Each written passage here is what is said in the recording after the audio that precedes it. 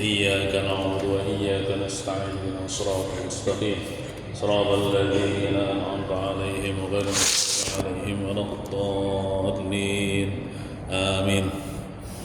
السلام عليكم ورحمة الله وبركاته. أعوذ بالله من الشيطان الرجيم. بسم الله الرحمن الرحيم. الحمد لله رب العالمين، والصلاة والسلام على أشرف الأنبياء والمرسلين وعلى آله وصحبه أجمعين، أما بعد. سبحانك لا علم لنا إلا ما علمتنا إنك أنت العليم الحكيم، ولا حول ولا قوة إلا بالله العلي العظيم.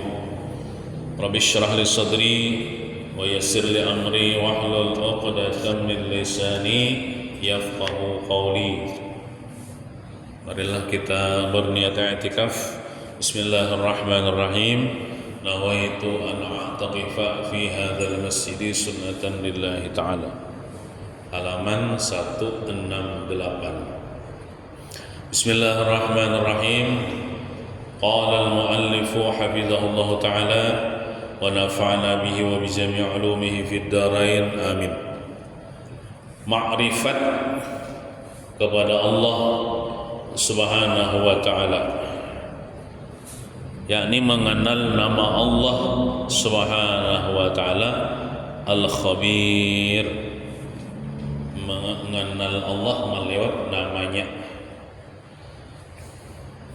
Al-Khabir adalah nama Allah Subhanahu wa ta'ala yang ke-32. Artinya, arti Al-Khabir, Al-Khabir artinya dialah Tuhan yang tidak ada yang tersembunyi daripadanya khabar-khabar batin. Maksudnya segala sesuatu yang sifatnya batin tidak tersembunyi bagi Al-Khabir. Jadi Al-Khabir ini maknanya Allah Ta'ala mengetahui nang di dalam-dalam, nang batin-batin, nang halus-halus, nang tersembunyi, nang manusia kada kau melihat. Allah Ta'ala melihat dan mengetahui secara rinci. Tidak berlaku dan tidak bergerak, baik yang kecil ataupun segala sesuatu dari alamul mulki dan alamul malakut, melainkan diketahui oleh Allah Subhanahu wa ta'ala dengan serinci-rincinya, baik alam yang nampak, alam syahada, atau alamul ghaib, alam nang gaib. Tuhan tahu gerak-gerik makhluknya, nang berlaku kepada makhluknya, baik nang gonol nang kecil, itu Tuhan tahu barataan secara rinci-rincinya. Segala secara umum Allah Subhanahu wa ta'ala mengetahui segala sesuatu dengan Al-Alim. Ada nama Allah Ta'ala Al-Alim, yang maha mengetahui, ya. Itu mengetahui secara umum. Nah, kalau Al-Khabir ini kan secara terperinci, Tuhan mengetahui. Dan jika dinisbahkan kepada hal-hal yang sifatnya secara rinci dan yang halus-halus, maka dialah Allah yang bernama Al-Khabir. Jadi Al-Khabir itu Allah Ta'ala mengetahui secara seluk-beluk, nang rinci-rinci, nang tersembunyi, nang halus-halus. Itu Al-Khabir.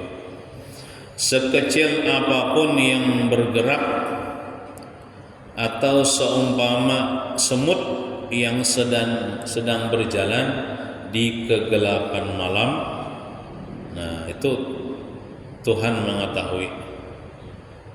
Misalnya semut warnanya hitam, kecil, berada di atas batu nang besar, batunya warnanya hitam, begana di tengah hutan ulang, malam ulang, kadep ulang kadida rembulan ulang. Nah, Tuhan melihat gerak semut itu, bergerak semut itu Tuhan melihat, mengetahui. Nah, itu al-khabir itu ya.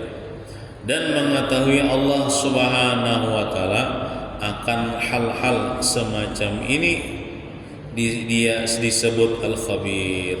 Hal-hal macam-macamnya yang mana?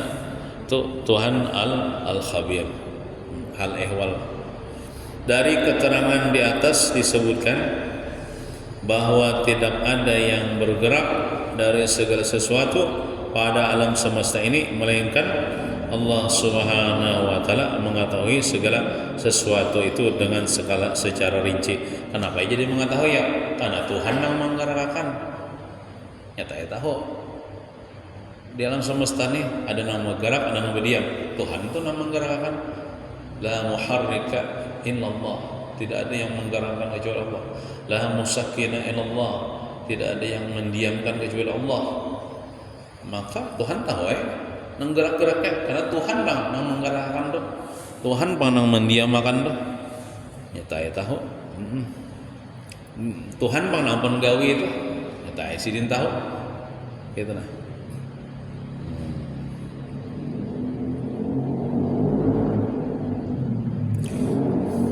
Ulangilah. Dari keterangan di atas disebutkan bahwa tidak ada yang bergerak dari segala sesuatu pada alam semesta ini melainkan Allah Subhanahu wa taala mengetahui segala sesuatu itu dengan secara rinci tanpa ada yang tersembunyi sedikit pun. Jadi yang kita baca ini supaya kita yakini gitu nah. Supaya kita yakini dengan etikat kita, dengan iman kita bahwasanya Tuhan itu Maha mengetahui yang zahir, yang batin, yang besar, yang kecil, yang nampak, yang secara tersembunyi secara rinci Tuhan tahu barataan. Nah itu keyakinan kita lah. Mengapa pengetahuan Allah Subhanahu wa taala begitu halus? Artinya kau melihat tentang halus-halus secara rinci. Nah, bagaimana bisa demikian? Nah, untuk mendekati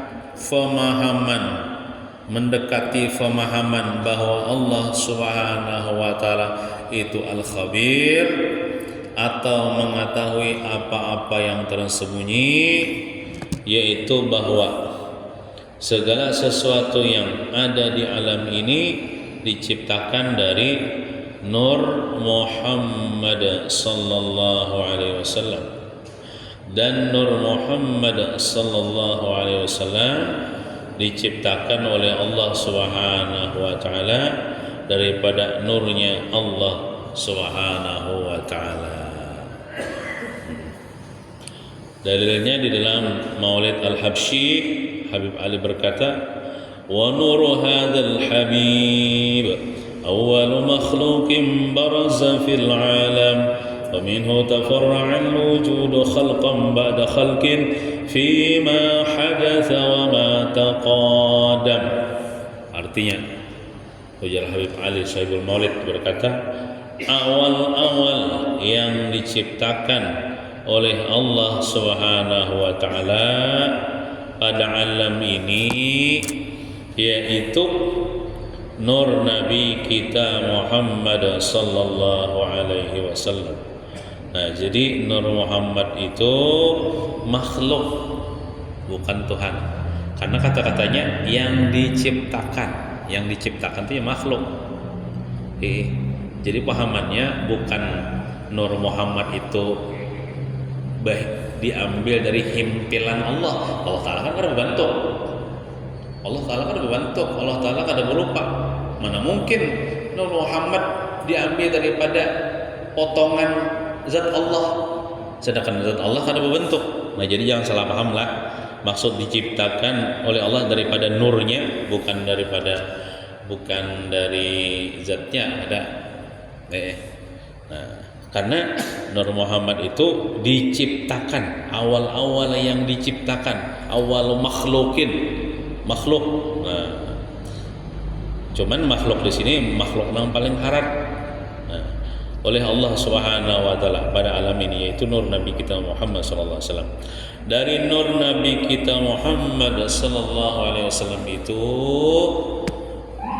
berpancar, artinya terpecah-pecah segala sesuatu yang ada melalui ciptaan demi ciptaan. Jadi modelnya bahan bakunya nur Nabi kita Muhammad, lalu diciptakan lagi yang lain-lain alam semesta nih, surga neraka dunia dan seluruh isinya nih.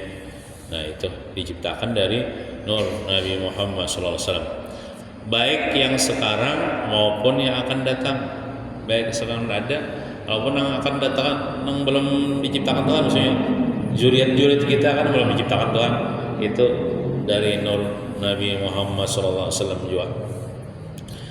Segala sesuatu tidak bisa lepas dari pengetahuan Allah Subhanahu wa taala, karena segala sesuatu datangnya dari nur Nabi kita Muhammad sallallahu alaihi wasallam, dan nur Nabi kita Muhammad sallallahu alaihi wasallam datangnya dari Allah Subhanahu wa taala. Jadi ada bakal kaitan gitu nah.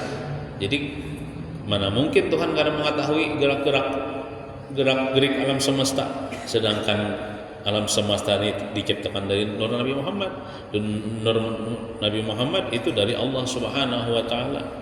Nah, jadi ada nang kaitannya tah. Nah, ibaratnya tuh ada magnetnya. Adapun maksud nur Nabi kita Muhammad sallallahu alaihi wasallam tercipta dari Allah Subhanahu wa taala, itu dari zat Allah Subhanahu wa taala. Artinya nur Nabi kita Muhammad SAW diciptakan tidak melalui kun. Lah maksudnya lah, maksud nang dari zat Allah itu bukan diambil dari ibarat nang kayak wadai misalnya lah, wadai lalu diambil dikibit gitu. Nur Muhammad ada, sedangkan zat Allah taala kada berbentuk, mana mungkin. Nah jadi maksudnya itu nur Nabi kita Muhammad SAW justru diciptakan tidak melalui kun fayakun, sedangkan yang lain selain Nur Muhammad diciptakan kun fayakun. Kun itu maksudnya ujar Allah Ta'ala, kun, jadilah kamu, misalnya jadilah kamu air, fayakun, maka jadilah ia air. Kun fayakun artinya satu mat saja jatuhan jadi, langsung jadi. Ada nang mahadang lawas toh, itu kalau penciptaan alam semesta selain nur Nabi Muhammad. Tapi kalau nur Nabi Muhammad SAW itu tidak melalui kun. Kun itu Tuhan berfirman kepada hendak diciptakan kun, jadilah, fayakun, maka jadilah ia. Dalam surah Yasin terakhir itu, iza arada syai'an ayyakula lahu kun fayakun. Apabila Allah Ta'ala menghendaki sesuatu, menghendaki menciptakan alam semesta nih, kun jatuhan, jadilah kamu alam semesta, fayakunu, maka jadilah dia alam semesta. Nah, adapun Jasiden nur Nabi Muhammad SAW itu tidak melalui kun fayakun. Nah, sedangkan makhluk selain nur Nabi kita Muhammad SAW diciptakan melalui kun fayakun. Lainlah kun fayakun atap dua bidang ya, akun kada hakon, nah, tetap hadang ya, lainlah. Nah, sedangkan sudah tadi. Nah, ciptaan kun itu kalau selain Nabi Muhammad diciptakan itu melalui kun. Dan kun itu kata perintah lah, fi'il madinya kana yakunu. Kun itu jadilah kamu. Ini kalam Allah Subhanahu wa taala. Sedangkan kalam Allah Subhanahu wa taala itu isim sifat. Nah, adapun nur adalah isim zat. Makanya kan ada di antara nama Allah An-Nur, ya Allah. Sudahkah belum kita hari kita tahu An-Nur. Ada nama Allah Subhanahu. Jadi Nur Muhammad itu adalah isim zat, bukan isim sifat. sedangkan kalam Allah itu isim sifat. Jadi nur Nabi kita Muhammad SAW itu Allah Subhanahu wa taala ciptakan dari isim zat. Tapi jangan salah sangka lah, jangan tadi jalan dari himpilan zat Tuhan lebih himpil. Jangan salah paham lah. Dan dari nur Nabi kita Muhammad SAW adalah itu Allah Subhanahu wa taala menciptakan segala sesuatu.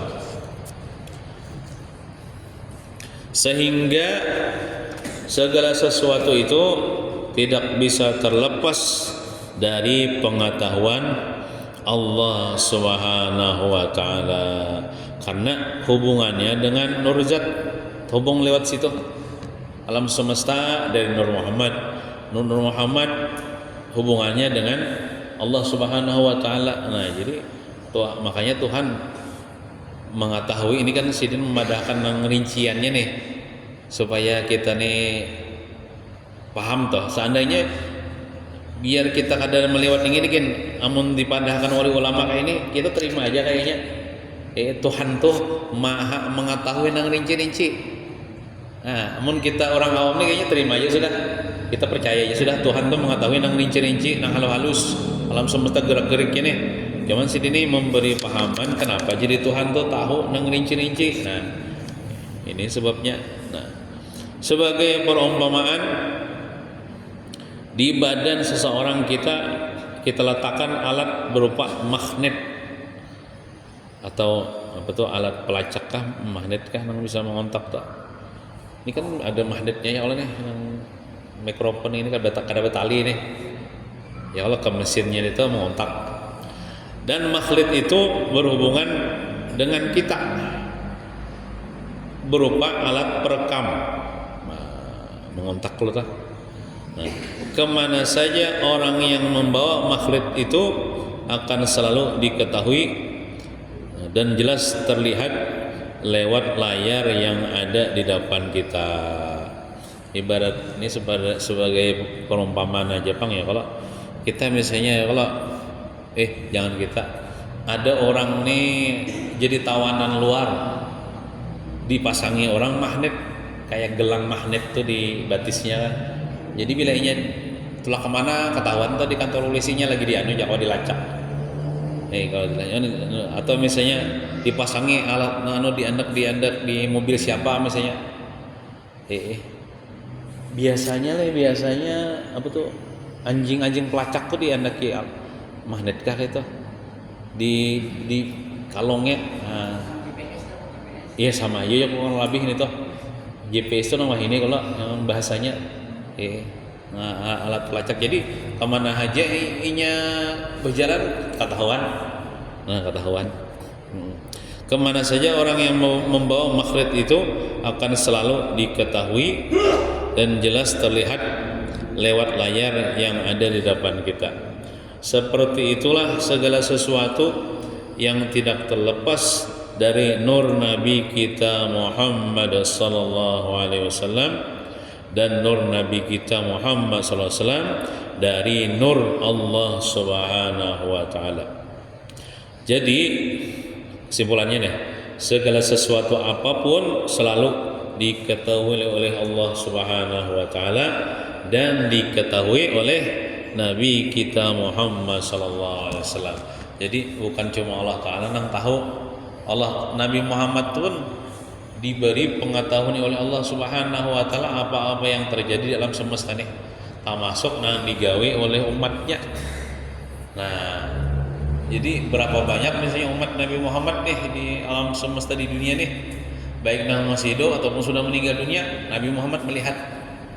Karena umat ini berataan dari nur Nabi Muhammad SAW Bang dicipta. Jadi ada mengontak lawan Nabi Muhammad. Jadi misalnya kita di ujung dunia di mana saja membaca salawat kepada Nabi Muhammad, tahun Nabi Muhammad. Di ujung mana saja, di bawah bumi kalau misalnya, di bawah bunker misalnya, di atas pesawat misalnya, kita maksiat dilihat oleh, disaksikan oleh Nabi Muhammad SAW. Nah, Allah Ta'ala melihat, Nabi Muhammad melihat, yang digawe oleh umat sekecil apapun itu dilihat oleh Allah Ta'ala dan dilihat oleh Nabi Muhammad sallallahu alaihi wasallam. Imam Ahmad Al-Badawi dawa syairnya bi Rasulillahi wal Badawi ya. Nah, itu syair itu bertawasul lawan Imam Ahmad Al-Badawi, seorang wali kutub. Imam Ahmad Al-Badawi mengatakan bahwasanya Nabi kita Muhammad sallallahu alaihi wasallam adalah sahibul ulumil istifaiyah. Sahibul ulumil istifaiyah. Apa maksudnya? Segala sesuatu apapun diketahui oleh Nabi kita Muhammad sallallahu alaihi wasallam.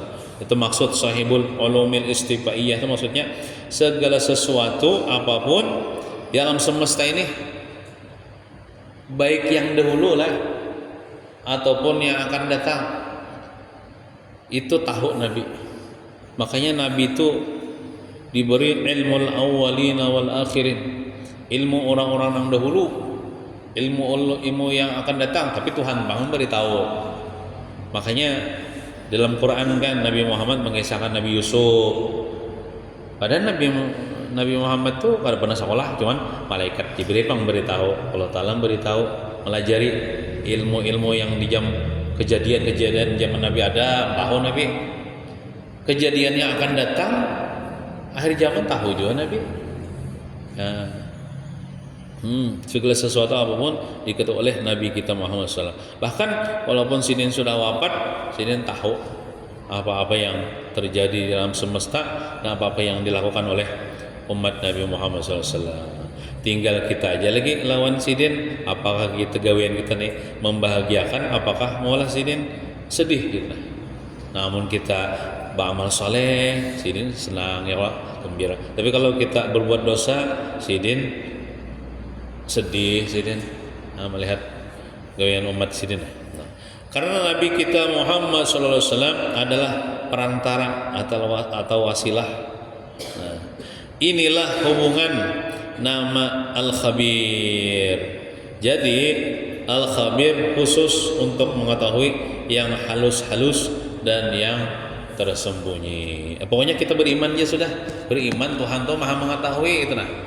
Mengetahui yang nampak, mengetahui yang tersembunyi-sembunyi. Nah, kayak itu. Firman Allah Subhanahu wa taala, "Inna akramakum 'indallahi atqakum. Innallaha 'alimun khabir." Artinya bahwasanya yang paling mulia di sisi Allah Subhanahu wa taala di antara kalian adalah orang yang paling takwa. Sedangkan dalam keyakinan kita, orang yang paling takwa ada lain kecuali Nabi kita Muhammad sallallahu alaihi wasallam.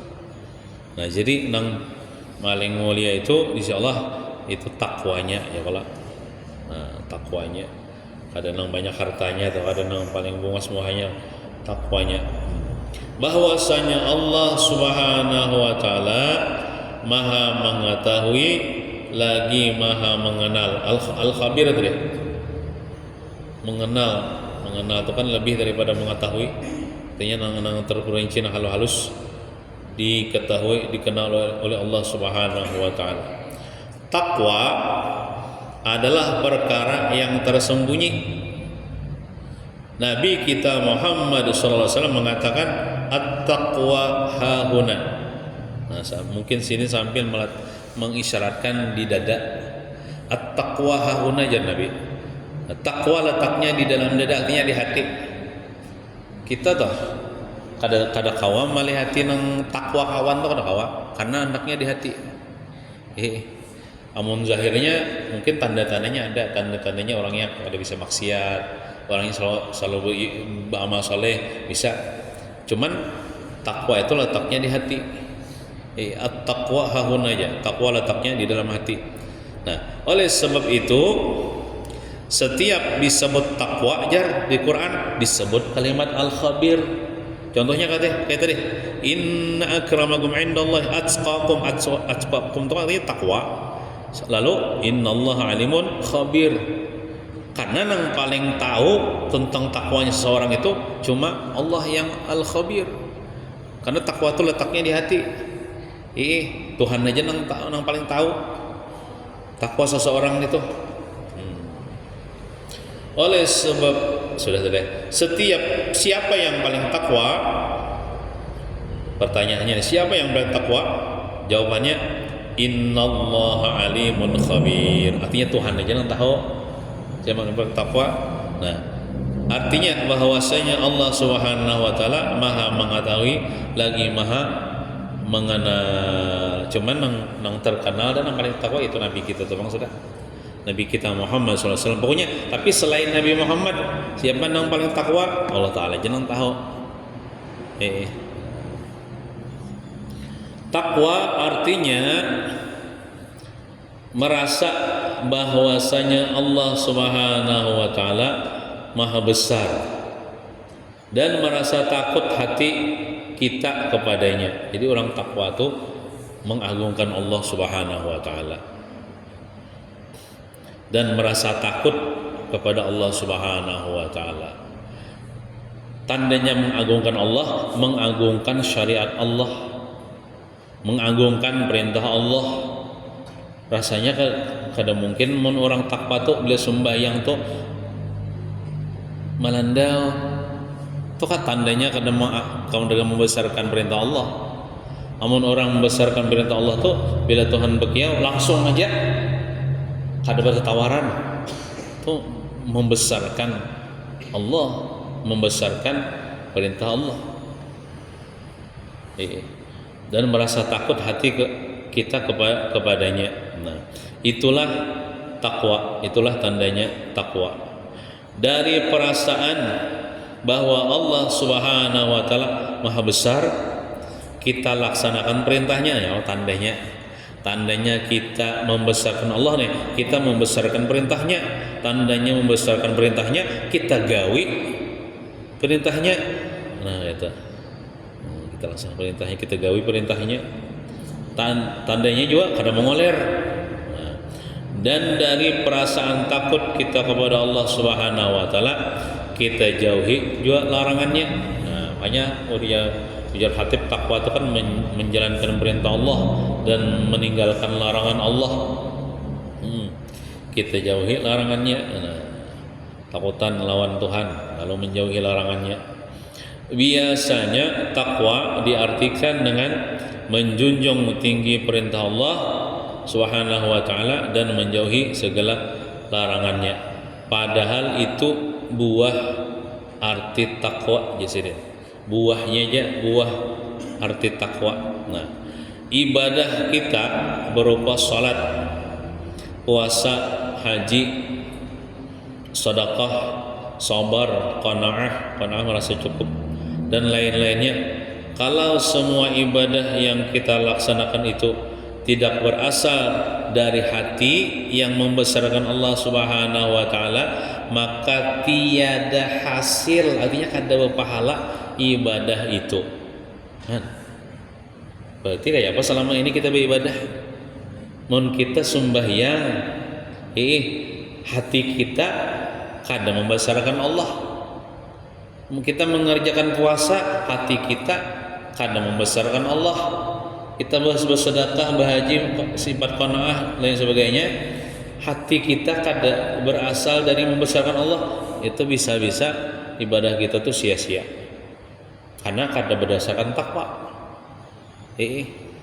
Nah, jadi bila kita mengerjakan perintah Allah, itu harus disertai dengan membesarkan Allah. Tandanya membesarkan Allah, membesarkan perintah Allah. Tandanya membesarkan perintah Allah, lakas-lakas menggawi kada mengoler. Nah, ibadah yang ada nilainya yaitu ibadah yang dilaksanakan dari hati yang membesarkan Allah Subhanahu wa taala. Nang di hatinya tuh yang dibesarkan itu Allah, bukan dunia. Ya ada juga orang nih sembahyang ya, ndak kon diupahi hanya hakon, berarti di hatinya tuh dunia, bukan Allah. Duit di hatinya itu bukan Allah. Jawabannya membesarkan Allah. Orang yang membesarkan Allah itu orang yang ikhlas.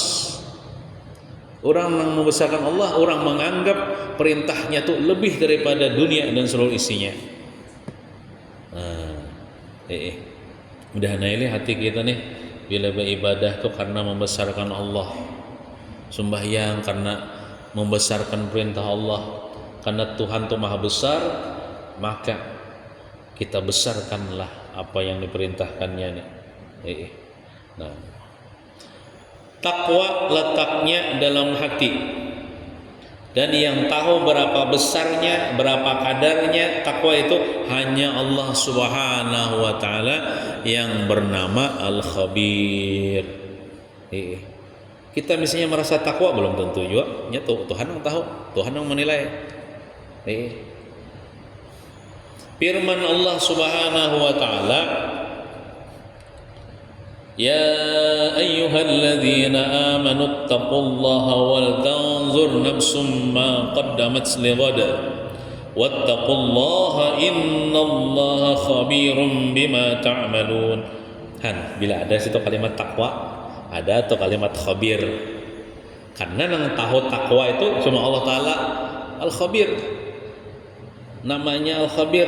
Nah, artinya, wahai orang-orang yang beriman, bertakwalah kalian kepada Allah Subhanahu wa taala, dan hendaklah setiap orang memikirkan apa yang ia persiapkan untuk hari kiamat. Nah, jadi apa tandanya orang yang bertakwa itu inya memikirkan, napa yo aku basangu gasan di kubur, napa yo aku basangu gasan di hari kiamat. Bukan cuma memikirkan tapi berusaha juga. Usaha itu biasanya timbul daripada pemikiran. Berpikir dulu, iya ya, aku menyia-nyiakan waktu nih, mesti aku menyasar di kubur, mesti ya waktu ini sia-sia kada dia bernilai ibadah, baik isian dengan ibadah. Nah, lalu usaha. Itu orang bertakwa itu dia mempersiapkan untuk hari esok, atau hari esok maksudnya hari kiamat. Ada bahari ijar di sekolahan. Di sekolahan tuh biasanya kan guru tuh ditukarakan murid banyu pan wadai. Nah, ada si kumpulan berbahasa murid nukarakan banyu wadai di kantin, ada kantinnya bawa banyu biasanya kayak itu Pak. Nah, diandak di meja guru, sekalinya gurunya menangis. Menangis sih dia. Kenapa jar pian menangis guru? Hari ini aku jar disediakan banyu wadah, isuk aku jar disediakan ya aku banyu wadah nangis sih dia. Jadi anak murid tenang aja guru ya. Kami ini setiap hari berkumpulan nih nukakan banyu. Nih murid kada paham. Maksud sini tuh di akhirat. Di akhirat aku nyaman juga kah kayak di dunia ini minum dan memakan wadai. Nah, muridnya kada paham. Tenang aja guru aja, intinya esok pian kami tukarkan pulang. Lain itu yang dimaksud guru nih. Jisidin maksud esok tuh di akhirat, di kubur. Di dunia ini nyaman gitu kan, makan minum ya kok santai, pakai pas angin gitu. Kayak apa di kubur pakai pas angin ya kah? Kepanasan kah lawan bara api neraka? Kelaparan kah? Nah, itu orang-orang saleh itu memikirkan untuk bekal esok hari. Makanya ada di judul ini ditulisin bekal akhirat. Bekal, orang kan ngerti bahasa itu bakul lah ini kan udah garis bakul kan, bikul li akhiratin kan, misalnya bekal akhirat. Nah, pas benar bekal akhirat yang di dalam ini sidin apa Yasin, Iza Waqtul Tabarak, Surat Al-Hadid, ini artinya bila kita membaca ini, amalan ini dapat pahala, gasan bekal kita di kubur, bekal kita di akhirat. Nah, orang beriman tuh itu jangan apa inya memikirkan apa yang ia siapakan untuk hari kiamat. Karena hidup ini sementara aja. Tempat lagi kita matian nih. 200 tahun lagi nih. Tadi ada lagi kisah kita nih matian pada tanah 200 tahun lagi nih kita matian tanah yang kita miliki itu nah 1000 tahun lagi itu berpindah kemana kada tahu lagi kisahnya. Padahal itu kita menguasainya bahari zaman kita, kendaraan kita, mobil kita, nang kita usahakan untuk menukar jadi barang rongsokan sudah 1000 tahun yang akan datang. Rumah kita yang kita banggakan nang bertingkat, nang besar, mungkin berapa kali berpindah dari kepemilikannya. Nah kita nih, kadang lagi kisahnya kita nih bila jangankan 1000 tahun, 100 tahun yang akan datang kita nih kadang lagi kisahnya, kadang dikenang lagi. Nah jadi kita berpikir-pikir supaya memperbanyak bekal untuk dikubur, untuk di akhirat. Nah, dan bertakwalah kalian kepada Allah Subhanahu wa taala, bahwasanya Allah Subhanahu wa taala Maha mengetahui apa yang kalian perbuat. Banyakin baca salawat aja, baca salawat tuh biarlah pasti diterima Tuhan. Pasti diterima Tuhan. Bagus juga san bekal di akhirat. Bila santai-santai banyakin baca salawat sambil berkendaraan, tawajuh baca salawat. Pasti terima itu tugasan bekal di akhirat. Sembahyang jangan ditinggal pengingatnya Allah. Kita diperintahkan untuk memikirkan persiapan untuk hari kiamat berupa berapa buah istana yang sudah kita bangun. Nah, ada apa tuh? Riwayat hadis kah perkataan ulama itulah bila kita jan imbah tuntung sembahyang membaca surah Al-Ikhlas 11 kali ke 12 kali gitu, dibangunkan baginya satu rumah di surga. Bila tuntung sembahyang baca surah Al-Ikhlas qul huwallahu ahad 11 kali ke 12 kali kah, itu dibangunkan satu rumah di surga. Coba kita amalkanlah 5 kali sembahyang, 5 kali membaca, 5 buah sudah kita ulah rumah di surga. Nah itu yang kita pikirkan. Ini kan kata-katanya berapa buah sudah istana yang sudah kita bangun di surga. Cari ya amalan-amalan.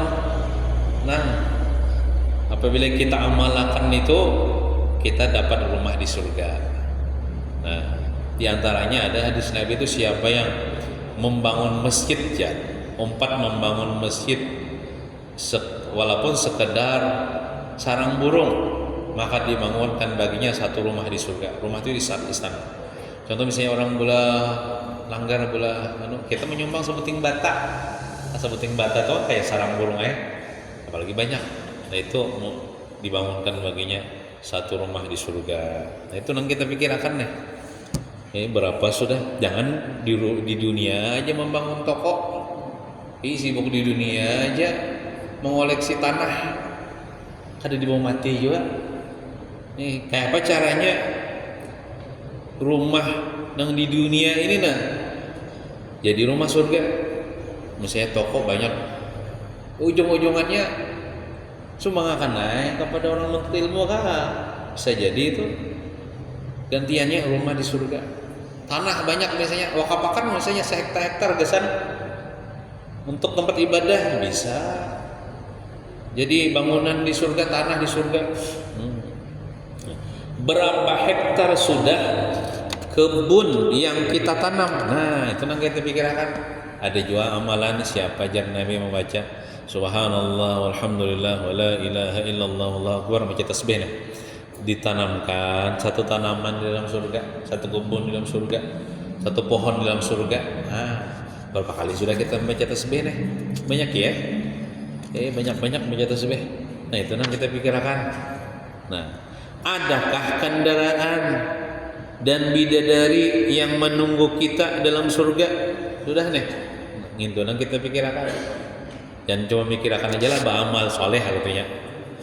Nah kita diperintah oleh Allah Subhanahu wa taala untuk memikirkan apa tadi, wal tanzur nafsum ma qaddamat lighad tadi. diri kita hendak memikirkan apa yang dipersiapkan untuk besok hari di akhirat. Dalam hikayat, dalam kisah, hikayat itu kisah, disebutkan sewaktu hendak menunaikan ibadah haji, khalifah, ada seorang khalifah itu raja lah, yang bernama Sulaiman bin Abdul Malik. Ini di kekhalifahan Bani Umayyah kah? Bani Abbasiyah lah. Singgah di Madinah, Madinatul Rasul, singgah di Madinah tempat Rasulullah berkubur. Dikhabarkan bahwa di Madinah ada seorang ulama besar yang bernama Abu Hazm. Waktu itu ada ulama besar di Madinah yang bernama Abu Hazm. Khalifah memerintahkan kepada pengawal untuk memanggil Abu Hazm. Nah, setelah dipanggil Khalifah bertanya, kenapa kami sangat takut mati? Nah, ya, biasanya umumnya manusia ini takutan mati. Termasuk si raja ini, Khalifah nih, bertakuna wan ulama, kenapa aja? Yuk kami ini takutan mati. Nah, jawab Abu Hazm, sebabnya engkau membangun rumah-rumah di dunia dan meruntuhkan rumah di akhirat. Siapa yang tidak takut pergi ke rumah yang siapa yang tidak takut pergi ke rumah yang roboh. Rumah roboh itu ya rumah dunia. Kan kita nih membangun rumah nih, walaupun misalnya kuat bangunannya, suatu-suatu roboh, hancur artinya. Tapi kalau rumah di akhirat bisalah roboh. Ada bisa roboh, ada bisa roboh. Artinya cinta dengan dunia nih, nang maulah kita takutan mati. Tapi kalau kita cinta lawan akhirat, pasti rindu mati. Man ahabba liqa Allah ahabballahu liqa'ahu. Siapa yang rindu ketemu dengan Allah, Allah akan rindu ketemu dengannya juga. Tapi kalau cinta hatinya dengan dunia, inya kadah akan berpisah lawan dunia dan takutan mati, kadah akan meninggalkan dunia. Mengapa kita takut mati? Karena tidak ada bayangan persiapan di akhirat. Lain kayak orang sudah banyak bisi koleksi di akhirat nih, sudah siap di akhirat nih, ini kada tautan karena pacar siap banyak sudah bekal di akhirat. Tapi kalau orang yang sibuk lawan dunia, membangun dunia, ya Allah, kada ada persiapan untuk akhirat, ya takutan mati. Nah, nang kaya buahan orang-orang soleh, wali-wali Allah Ta'ala, mereka itu beramal untuk akhirat terus, mengoleksi pahala gasan akhirat terus, dan kadang cinta lawan dunia. Makanya mereka itu rindu lawan akhirat, karena akhirat itu lebih nyaman daripada dunia ini. Karena bertemu Allah, bertemu Rasulullah. Nah, tahom kayak kita nih leh. Cuma aja ada ujar ulama, mati jangan dicari, ketemu mati jangan lari. Mati jangan dicari, ketemu mati jangan lari. Artinya kita siap-siap untuk mati. Siap-siapnya dengan apa? Dengan beramal soleh. Mulai wahini ya, jangan kaina-kaina tuh nah. Bertobat jangan ditunda-tunda, beramal jangan ditunda-tunda, jangan kaina-kaina. Kita hanya memikirkan kemakmuran dunia, supaya makmur, supaya nyaman di dunia aja. Di dunia paling satu mati ya. Dan melupakan kemakmuran akhirat. Kebanyakan kita nih, tapi mudahan kita jangan tak masuk ke itu. Kita hendaklah memikirkan, mengusahakan supaya makmur di akhirat. Kalau di dunia ini seadanya aja gitu lah, seadanya aja. Nah, dalam manakibnya para aulia semuanya merindukan mati. Nah, jadi wali-wali Allah Ta'ala tuh rindu lawan mati. Bahkan ada yang berkata, seandainya bunuh diri itu boleh, maka aku akan bunuh diri. Saking rindunya ketemu dengan Allah Subhanahu wa taala, kada boleh bang bunuh diri itu. Tak ada di antara wali-wali Allah taala. Seandainya bunuh diri itu boleh, maka aku bunuh diri hendak bertemunya lawan Allah Subhanahu wa taala. Merindukan mati. Maksudnya merindukan mati itu merindukan setelah kematian itu berupa nikmat kubur, nikmat di akhirat. Karena yang menghalangi mereka dengan gedung-gedung, kebun-kebun dan para bidadari hanya kematian. Ulun bertakon ulun pian hendaklah masuk surga. Nya time kada boleh kita lah. Aku kada akan masuk surga, kada boleh bisa kafir. Hendaklah masuk surga, hendakai rindulah awan surga. Hendaklah mati. Indah aja. Nah, berarti ada rinduan surga. Soalnya kita nih mati nih bang, menghalangi bila kita ahli surga, mati masuk surga kita. Makanya ada amalannya kalau ujar Rasulullah, siapa membaca ayat kursi setelah sholat 5 waktu baca ayat kursi, maka tidak ada penghalang antara inya dan surga kecuali kematian. Bila mati, hilang penghalangnya masuk surganya. Nah, itu. Karena itu mereka rindu mati. Mungkin tadi aneh juga. Hendaklah masuk surga, hendaklah rindulah masuk surga, rinduai hendaklah mati wah ini juga. Kayak nagin dulu aja. Nah, mungkin itu jawaban itu kira-kira karena kita ada banyak persiapan kayaknya, merasa banyak bisi dosa kayaknya, jatuh hutan mati, masa sayang lawan dunia kayaknya, merasa kadang hutan bisa mini wan anak pinanya dunia nih. Jadi wah ini aja jangan madang kena untuk memperbanyak amal ibadah, karena mati ini kita handakah pas sudah waktunya pasti kita mati. Biar kita berhemat hendak kalau belum sampai waktunya kada kawa juga. Atau kita berindah tuh, tapi mau sudah sampai waktunya mati juga. Nah, jadi bersiap-siap aja kita nih bersiap-siap dengan amal soleh. Makanya bubuhan yang sudah ma'rifatnya sudah tinggi itu ya Allah nih kan kenal ma'rifat kepada Allah. Ini babnya nih. Nah, orang kayak wali-wali Allah Ta'ala itu ma'rifatnya sudah tinggi, itu rindu benar. Karena kehidupan yang abadi yang penuh nikmat itu di akhirat. Di dunia ini sakit. Kada nyaman di dunia nih. Coba pian lah, contohnya kada nyaman bah.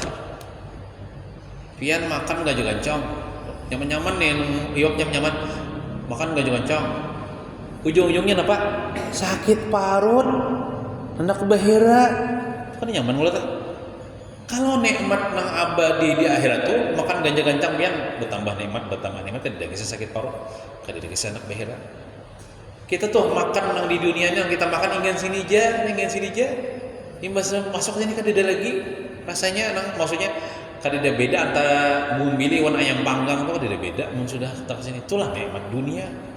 Setumat aja kita misalnya tolak berpiknik kan kemana ke pantai mencari karamian nih mbah bulik kadida lagi nikmat ngeraminya itu kadida lagi padangan di situ aja kada abadi. Amun di surga tuh balalawasan raminya, balalawasan happy-nya, nyamannya kada baambihan nyamannya. Nah, itu nikmat di akhirat. Makanya orang-orang tuh rindu hendak mendapatkan nikmat di akhirat. Lalu rindu lawan mati, rindu lawan dan sesudah kematian tuh nah nyaman. Jadi ibarat bahasa kitanya toh orang nih beriman, beramal saleh bagus, mati nih merasakan nikmat kubur nih. Jangan tahu aja, dulu pada naik mati. Nah, lain kayak kisah kawin lah. Nyamannya kawin ya mengkawat dulu pada datuk aja kawin aja. Itu kisah orang kawin. Ini kisah orang dapat nikmat. Jangan tahu aja dulu pada datuk seorang mati ya. Nyaman benar di kubur. Di dunia kada berduit. Sengsara, sakit. Di akhirat nyaman. Nah itu. Tapi jangan cuma rindu-rindu lah, tapi kada ada bekal. Ya, orang rindu tuh dasar bekalnya banyak juga, bekal untuk kehidupan di akhirat. Ya, mungkin itu saja yang dapat kita baca pada malam hari ini. Mudah-mudahan kita termasuk orang yang takwa. Atau kita digolongkan menjadi orang yang takwa gitu nah. Atau dikumpulkan bersama, walaupun misalnya kada takwa, dikumpulkan bersama orang-orang yang takwa, dan mudah-mudahan kita termasuk orang yang rindu akhirat dan memperbanyak bekal untuk akhirat. Amin ya rabbal alamin. Wassallallahu ala sayyidina Muhammadin wa ala alihi washabihi wasallam. Alhamdulillahi rabbil alamin. Nas'aluka ya man huwa Allah walladzi la ilaha illa huwar rahmanur rahim المالك القدوس السلام المؤمن المهيمن العزيز الجبار المتكبر